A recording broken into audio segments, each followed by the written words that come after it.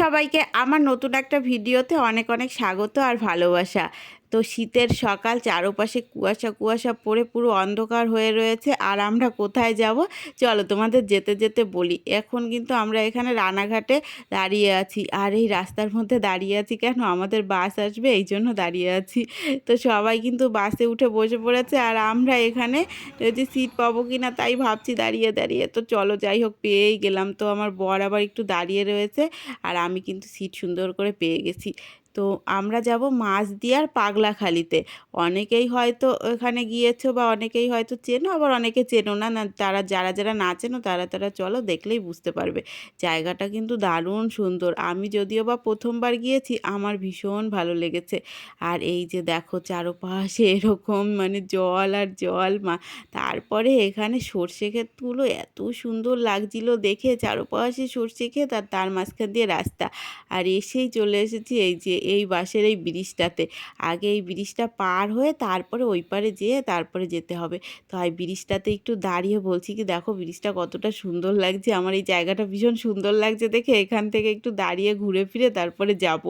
তো এই যে যত মানে অনেকটা লম্বা এই ব্রিজটা। আর আজকে যেহেতু সূর্য ওঠেনি, পুরো মানে বেলা হয়ে গেলেও না কুয়াশা কুয়াশা একটা ভাব, এই জন্য চারপাশটা অন্ধকার অন্ধকার হয়ে রয়েছে। তো তারপরে আমরা চলে এসেছি। আর এখানে আমরা যেহেতু বাড়ি থেকে কিছু নিয়ে আসিনি, এই জন্য এইগুলো পাওয়া যায় কিনতে। তো তোমার যেটা মনে হবে, অনেক বেশি টাকা দামেরটাও আছে, কম টাকা দামেরটাও আছে। তো তোমার যেটা মনে হবে তুমি সেরকমভাবে কিনে নিয়েই পুজো দিতে পারবে। আর এখানে পুজো দেওয়ার আর কি নিয়ম টিয়ম সেরকম কিছুই না। এখানে তোমার ইচ্ছা মতো, তোমার মন মতো তুমি পুজো দিতে পারবে। কোনো রকম ব্রাহ্মণ ট্রাহ্মণ যে থাকবে সেরকম না। তুমি যাবে, ওখানে একটা গাছ আছে, তো ওখান থেকে পুজো দিতে পারবে। তো সকালবেলাটা কতটা হালকা, মানে ভিড়ই নেই বলতে গেলে। কিন্তু সত্যি কথা বলতে আর একটু পর তোমাদের দেখাবো, বুঝতে পারবে যে কতটা ভিড়। আর আমি তো পুরো অবাক হয়ে গেছি যে এত লোক কোথা থেকে আসলো। একটু আগে তো সেরকম কোনো লোকই ছিল না। তো আমরা যাই হোক একদম ফাঁকা ফাঁকাতেই বলতে পারো একটু পুজো দিয়েছি, মানে ওইটা ফাঁকাই বলা যায়। এরপরে যা লোক হয়েছিল দেখে তো মাথাই খারাপ। তো আমরা এই যে এই ফাঁকার মধ্যেই পুজো দিতে পেরেছি, এইটাই মানে বড় ব্যাপার। আর এই ভিড়ের মধ্যে যদি পড়তাম তাহলে মনে হয় আমাদের সারাটা দিন লেগে যেত। অনেকেই এখানে আসে আর অনেকে হয়তো চেনো না, যারা যারা না চেনো মাঝদিয়াতে এসে তারপরে আমরা তো বাসে করে এসেছি আর আমি না ঠিকানাটা বলতে পারবো না। কিন্তু অনেক মানে নাম করা জায়গা, এটা অনেকেই চেনে। ধারে কাছে যারা থাকে, দূরে থাকে, তারা তো অবশ্যই চিনবে না। তো দেখো তাই কতটা ভিড় হয়ে গেছে এখানে, যে যার মনের মতো করে পুজো দিচ্ছে সব।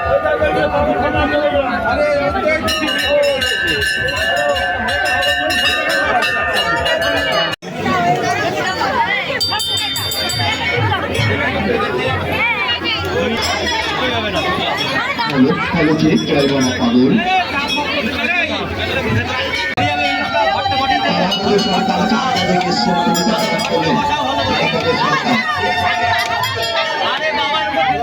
আর এখানে একটা গাছ আছে, ওখানে না অনেক কিছু মানত করে করে রেখে যায় মানুষে, সত্যি কথা। আর পরে আমরা যেই বেরিয়ে এসেছি তারপরে এতটা ভিড় হয়েছে মানে ধারণার বাইরে। আর আমরা এসেছি, আমাদের কিন্তু কোনো রকম কোনো প্ল্যান বা কোনো কিছুই ছিল না। একটা দিদির সোর্সে আমরা এখানে এসেছি। সেই দিদিটা বলেছে কি চল এক এক জায়গা থেকে ঘুরে আসি। আমি বলি কোথায়? তো ও বলেছে কি যে যাবো যখন তাহলে পুজো দেবো না, এটা কি হতে পারে? তো সেই জন্যই আমরা সকাল সকাল স্নান টান করেই এসেছি পুজো দেওয়ার জন্য। আর দিদিটা বলেছিল চল ঘুরে আসি, ওখানে আমাদের এখানে সব কিছু নিয়ে যাওয়া হবে, ওখানে খিচুড়ি প্রসাদ টসাদ রান্না করে লোকজনদের খাওয়ানো হবে। তো তোরা যদি যাস তাহলে ঘোরার মতো আর কি যাবি। তো আমরা বললাম কি ঘুরতে যখন যাব, ঠাকুরের যখন মন্দির, তাহলে পুজো দেবো না কেন, এই জন্যই আসা। আর ভীষণ আনন্দও হয়েছিল। এই যে এখন দেখো সেরকম কোনো লোকই নেই। আর এই যে এই দিদিটা, যেই দিদিটা ফোন হাতে ওই দিদিটা, তো এই যে এখন দেখো কোনো লোকই নেই, কিন্তু একটু পরে কোথা দিয়ে যে কত লোক হয়ে যাবে।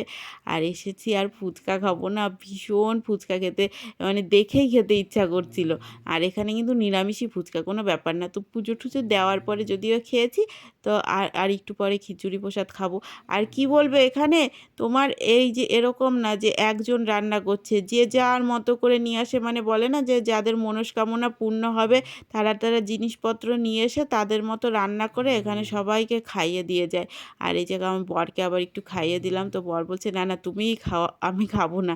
তো তারপরেও আমি আবার একটা খাইয়ে দিয়েছিলাম। ফুচকাগুলো দারুণ হয়েছিল, হেবি সুন্দর হয়েছিল ফুচকাগুলো।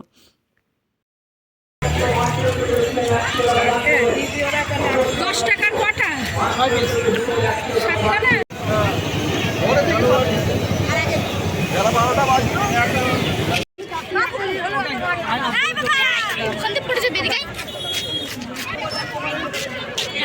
ভিডিও হচ্ছে কিন্তু টাকা দেওয়াচ্ছে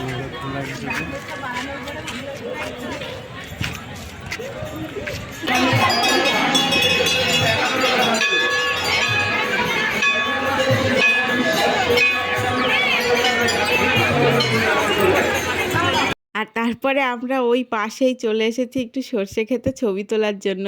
দেখো যতদূর চোখ যাবে শুধু সর্ষে আর সর্ষে ফুল এত সুন্দর লাগছে, চারপাশটা সবাই চলে এসেছে। এখানে যে কত লোক এসেছে, যদি জমির মালিক থাকতো সবাইকে তাড়িয়েই দিত।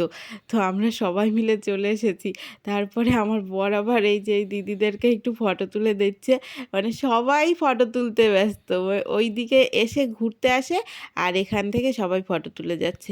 আর শীতের সময় সর্ষের জমিতে ফটো তুলবে না, এটা কি হতে পারে? আর এখানে বলছে এরকম করে দাঁড়াও, সেরকম করে দাঁড়াও। তো এই দেখো কত সুন্দর করে ফটো তুলে দিচ্ছে, একটা ক্যামেরাম্যান হয়ে গেছে সুন্দরভাবে। তো তারপরে ওই দিদিটা আবার আমাদের দুজনকে একটু ফটো তুলে দিল। আর তারপরে এসেছি আমরা এই যে খাওয়া দাওয়ার জন্য। আমাদের এখানে কিন্তু প্রসাদ পুরো রেডি। এই তো ও মানে করেছিল খিচুড়ি, একটা আলুর তরকারি, মানে আলুর দম, আর হচ্ছে পায়েস। আর অন্য অন্য জায়গায় অন্য মানুষরা অনেক কিছু করেছে, যে মানে যার যেটা মনে হয়েছে, কেউ খিচুড়ি শুধু করেছে, কেউ খিচুড়ি ঘ্যাট তরকারি এরকম করেছে। তোমার যেখানে মনে হবে তুমি সেখানে বসেই খেতে পারবে, কোনো ব্যাপার না যে তুমি এখানে খাবে ওখানে খাবে। আমরা যদি মনে করি আমাদের এখান থেকে খাবো না অন্য কোথাও থেকে খাবো, তাহলেও খেতে পারবো। এইটাই একটা মানে মানে বিশাল সুন্দর ব্যাপার। আর এই সময়টা গিয়েছিলাম কিন্তু আমরা শীতকালে। আর কখন হয় এই যে এরকম অনুষ্ঠান আমি ঠিক বলতে পারবো না, এই শীতকালেই গিয়েছিলাম। আর তারপরে একটু নৌকাও চড়েছি, হেবি মজা লাগছিল নৌকা চড়তে। ওই যে বাঁশের প্রথমে ব্রিজটা দেখিয়েছিলাম না, সেই ঝিলটা মানে এরকম একটা ঝিলের মতো, তো ওইখানেই নৌকা চড়ছিলাম। আর অনেক দিন পর নৌকা চড়ে এত ভালো লাগছিল না, আগে কত নৌকা চড়তাম আর এখন তো চড়াই হয় না। তো আমার বর আবার হচ্ছে জলে একটুখানি মানে সমস্যা, ভয় পায়, আমি আবার ভয় ঠয় পাই না। কেমন লাগলো ভিডিওটা?